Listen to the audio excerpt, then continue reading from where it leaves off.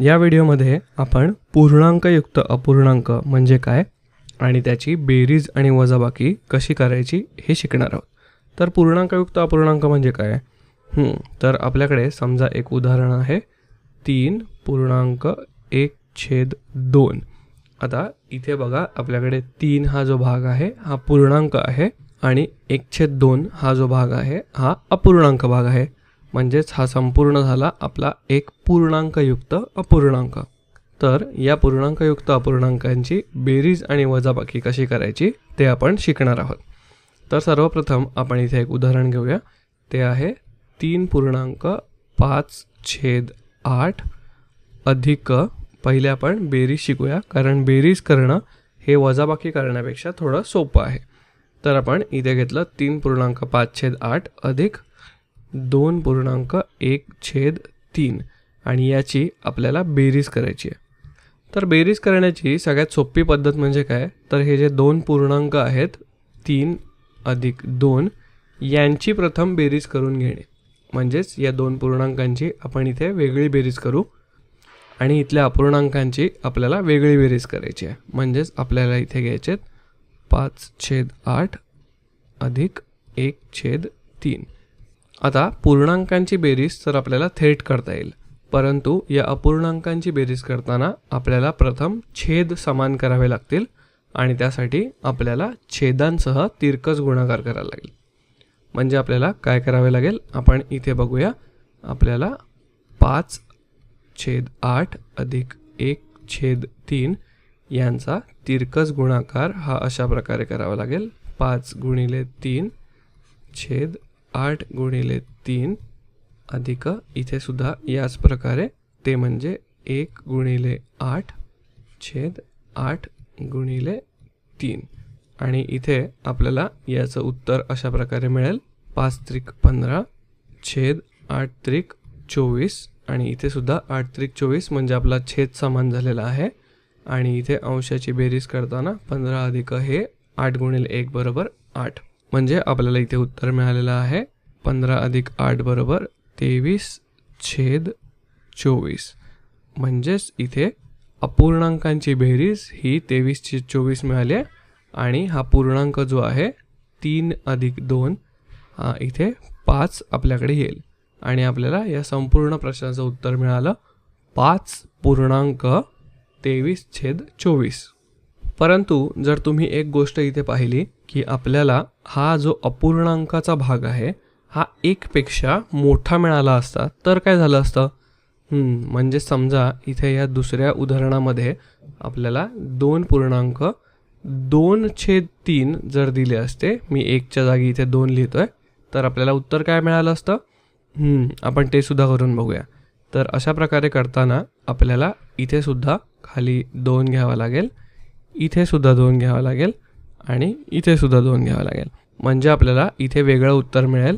त्यासाठी मी प्रथम हे खालचं उत्तर खोडून घेतो आणि इथे आपण याचं उत्तर बघूया काय मिळेल। इथे आपल्याला याचं उत्तर मिळेल 5 गुणिले 3 बरोबर 15 छेद आपला समान राहील तो बरोबर 24 आणि इथे आपल्याला मिळेल 8 दुणे 16, म्हणजेच आपल्याला याचं उत्तर मिळालं 31/24 आणि 31/24 म्हणजे आपण याला पुन्हा पूर्णांकयुक्त अपूर्णांकामध्ये रूपांतरित करू शकतो। ते कशा प्रकारे?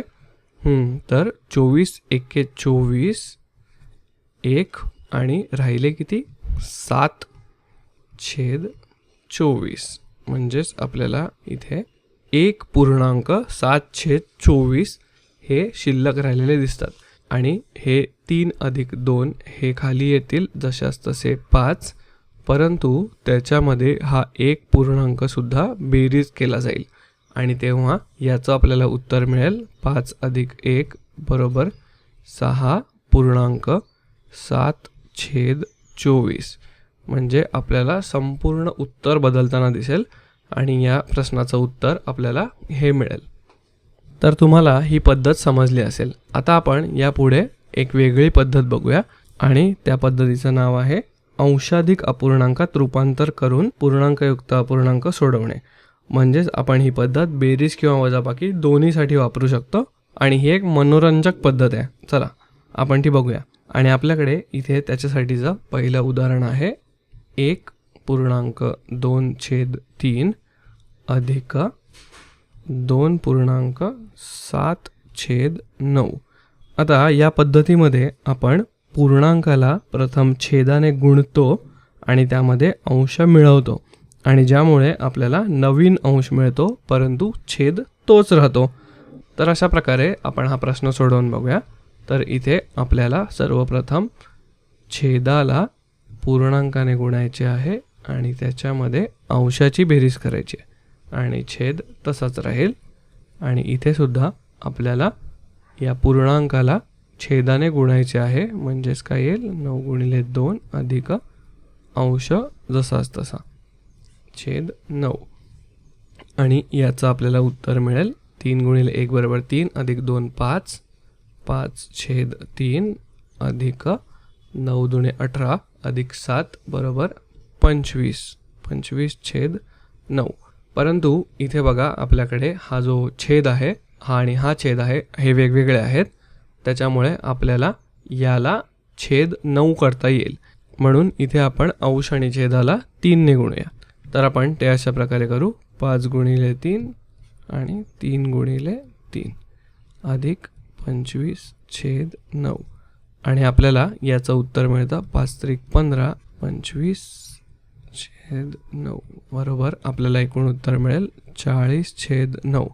आता 40/9 हे आपल्याला उत्तर मिळालेलं असताना याला आपण पूर्णांकयुक्त अपूर्णांकामध्ये सुद्धा रूपांतरित करू शकतो आणि ते आहे 9 चोक 36 आणि राहिले 4/9. म्हणजे हे आपल्याला शेवटचं उत्तर मिळालेलं आहे आणि आपण अशा प्रकारे याला पूर्णांकयुक्त अपूर्णांकात रूपांतरित केलेलं आहे. आता आपण यापुढे वजाबाकीचं उदाहरण बघूया आणि पूर्णांकयुक्त अपूर्णांकांची वजाबाकी कशी करायची ते बघूया.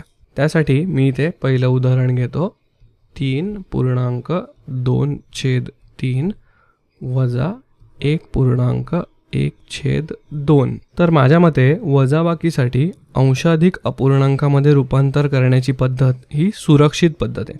पण आपण पहिले दुसरी पद्धत बघूया. आणि ही पद्धत आपल्याला कधी वापरायची आहे? तर आपला हा जो डावीकडील पूर्णांक आहे हा उजवीकडील पूर्णांकापेक्षा जेव्हा मोठा असतो तेव्हा आपल्याला ही पद्धत वापरायची आहे. आणि असे का? तर आपण इथे या पूर्णांकांची थेट वजाबाकी करू शकतो आणि आपल्याला 3 + 1 हे उत्तर थेट मिळेल, ते म्हणजे 2.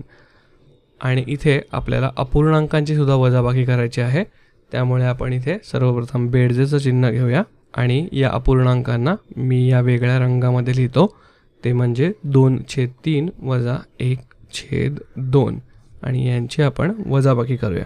तर इथे सुद्धा तिरकस गुणाकार केल्यानंतर आपल्याला काय मिळेल? आपल्याला मिळेल 2 × 2 वजा 3 × 1 छेद आपल्याला आहे 3 × 2.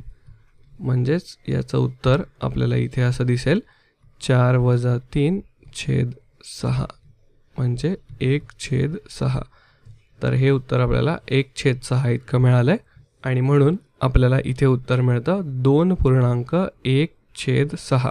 हे संपूर्ण उत्तर आपल्याला या पूर्णांकयुक्त अपूर्णांकाचं मिळालेलं आहे.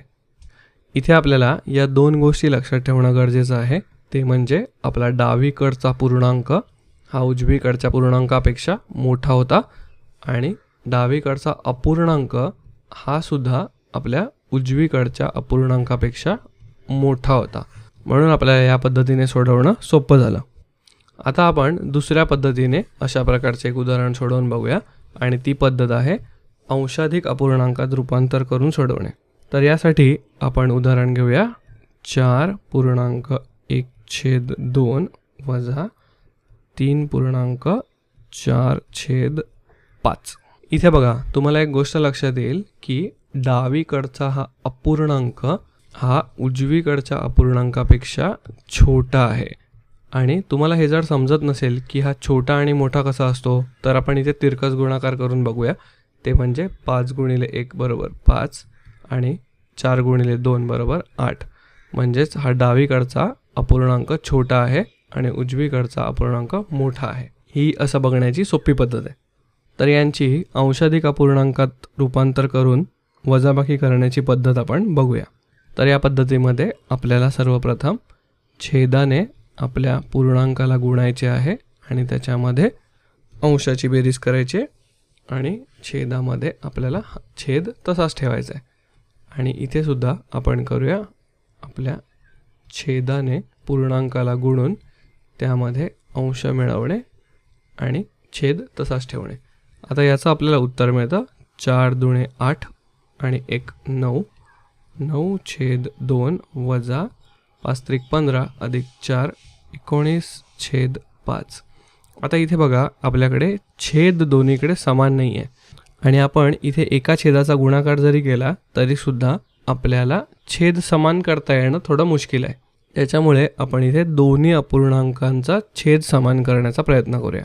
म्हणजेच आपल्याला इथे करायचे आहे 9 गुणिले 5 छेद 2 गुणिले 5 आणि वजा 19 गुणिले 2 छेद 5 गुणिले 2. आता इथे आपण असं का केलं तर आपला हा छेद समान करण्यासाठी आपण अशा प्रकारचा गुणाकार केला आणि याचं आपल्याला उत्तर मिळेल 9×5 = 45 आणि इथे छेद आपला समानच राहील तो म्हणजे 10 आणि 19 दुणे 38 आणि इथे आपल्याला आपलं उत्तर मिळतं 7/10. आणि बघा हे आपल्याला उत्तर सोप्या पद्धतीने सुद्धा मिळालेलं आहे आणि याचं उत्तर आपल्याला अपूर्णांक रूपात मिळालं आहे. म्हणजेच इथे कुठलाही पूर्णांक नाही आहे आणि आपल्याला थेट उत्तर अपूर्णांक स्वरूपात 7/10 असं मिळालेलं आहे.